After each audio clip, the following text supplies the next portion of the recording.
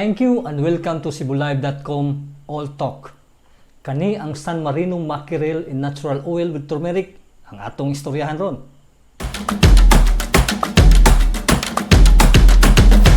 Kumusta namong tanan na nagtan-aw ron, no? Inaot nga naamos mga maayong kahimtang. Magpasalamat sa atas atong mga subscriber nga na-increase yun, no? Ilamin na itong usa ka spammer nga sige yun siya comment. Pero so far, it's good, no? Nalipay namin nga na ini-comment. Anyway, you might have noticed no nga nitag-as na ang atong buhok. Tungod mo ni sa current situation doon, sirado ang mga barbershop, mga beauty salon, spa. So, it's really getting ugly out there. Anyway, ang ato istorya na ginibahin ng mga canned foods. Kaya kaning mga canned foods, dali kayo magamit ba? No? Laminag na yung mga calamities, natural, or man-made, or na yung mga emergencies.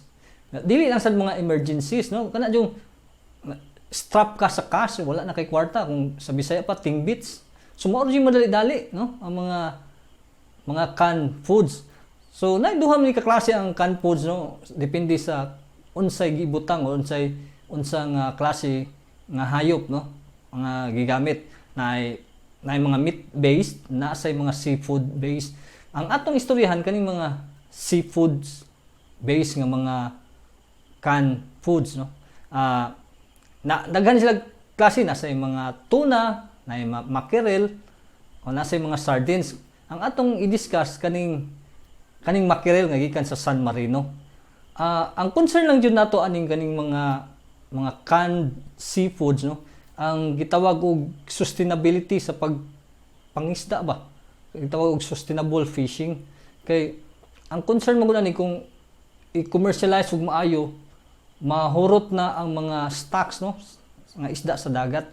Munang naay uban nga ni-apply jud og kanang gitawag og sustainable fishing principle. So ang buhaton nila na di sila mogamit og mga pino nga net ba? Dili pino para katong mga batan-on modagko pa nya dili sad sila every day o every season by season lang sila para tagaag time nga mo recuperate ang mga isda, makaproduce pa sad ba, mo replenish. Nya usa sa ni ang kaning principle of sustainable fishing para sa makatabang sa mga ginagmay nga fisher folks, mga ordinaryo mga fishermen. Kay kanira bang pagka-fisherman, dili nilalim nga trabaho niya, gamay ra sad ang manood ani. Kay kasagaran sa akong nahibawan nga nganong ipangutana namo nga di man ka musud pagka fisherman, ang kasagaran nilang reply kay gamay man gud ang net pay. Anyway, so usually kaning mga fisher folks, farmers, so ato din silang say ang ubang tao, no, gamay pananaw nila ba, pero mao man nagproduce atong mga pagkaon. Kasagaran ma-underestimate. One time, about a month ago, dito mis probinsya, naka-istorya na mga relatives ng mga fishermen. So, updated na yun sila, no, sa mga social issues. Like, natoy usan ako ka parente nga fisherman siya, gilikturan ko bahin na ng mga plastic ba, nga mopadung yun sa dagat, mo nga nang pataka-taglabay, pataka-tag-itsa sa karsada nga dili mo properly dispose. Iyan yung lecture nga kani siya mo adto ni siya sa dagat nga to sa dakong dagat sa ocean mismo niya, makadaot ni sa ilahang mga breeding ground. So it just shows up that ang mga fisher folks updated sila sa current events. Anyway, joking aside, naagabot tayo tulo ka criteria, no? Tulo always man na ang atong gi-mention as with our previous shows, no? Previous episodes. Una, worth it ba ni sa kwarta kani atong gipang istoryahan diri? Ikaduha, unsa may impact sa environment? Less ba ni og impact sa environment? Ikatulo, ma-recommend ba ni sa atong mga friend? Makatabang ba ni sa atong mga friends? So, padayon ta! Okay, so mao ni ang San Marino mackerel nga atong istoryahan ron. Atong istoryahan kay para na kay kasagaran pati mga canned foods atong na yung mga meat based mga karne norte, unsa pa naman mechado. So kanina at least natay healthier, mas choice nga healthy compared sa mga canned meat food. So unsa may mga salient features aning San Marino? Una kaning San Marino gibuhat ni sa CDO Foods Fair nga based sa Manila. So this is proudly Philippine made.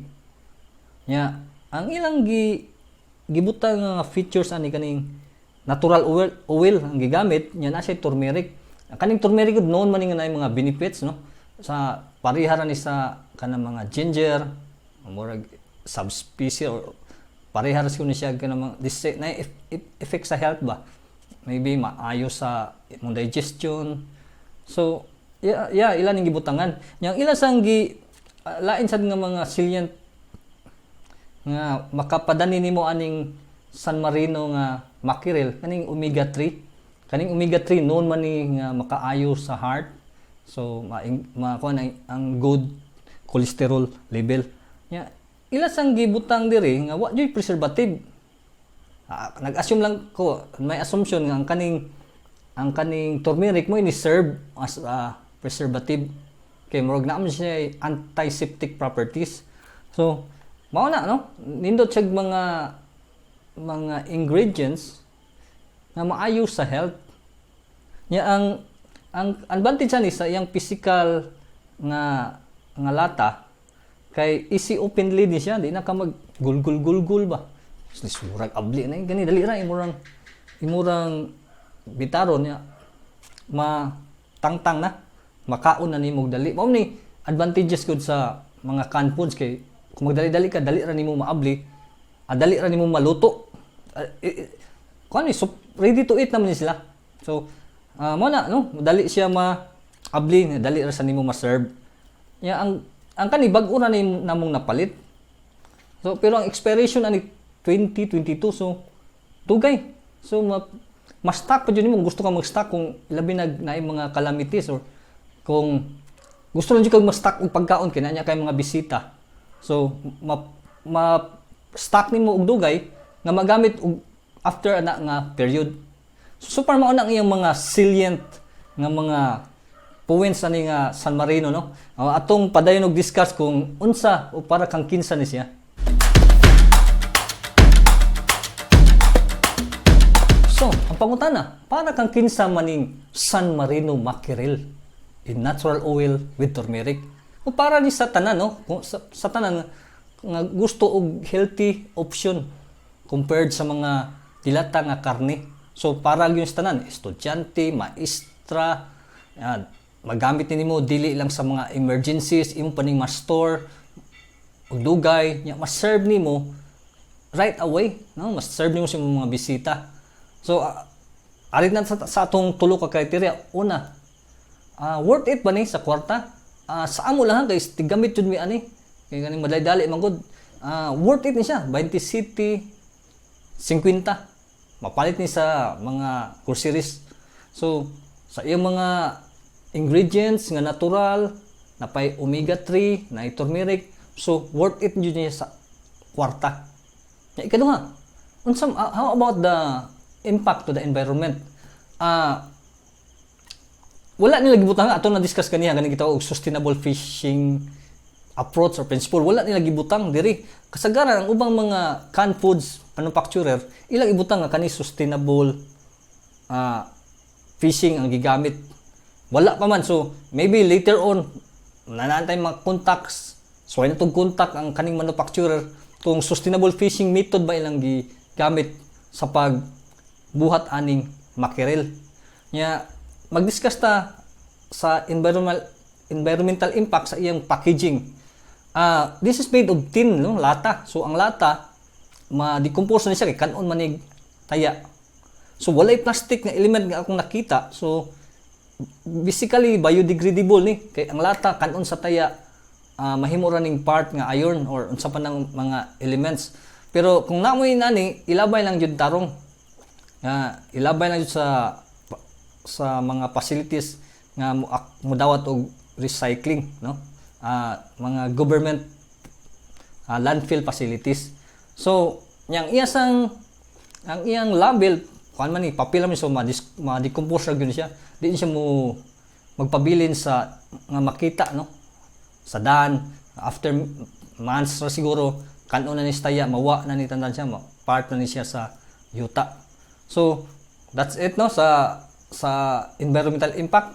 Katulo, ma-recommend man nimo sa friend, sa imong mga friend, makatabang man ni. Of course, ma-recommend ni labi na sa current situation ron para dili mo sige ka og karne nga daghag mga preservatives kani walay preservatives napay mga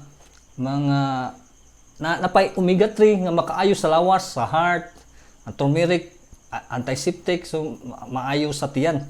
So far so good, ma-recommend ni sa friend.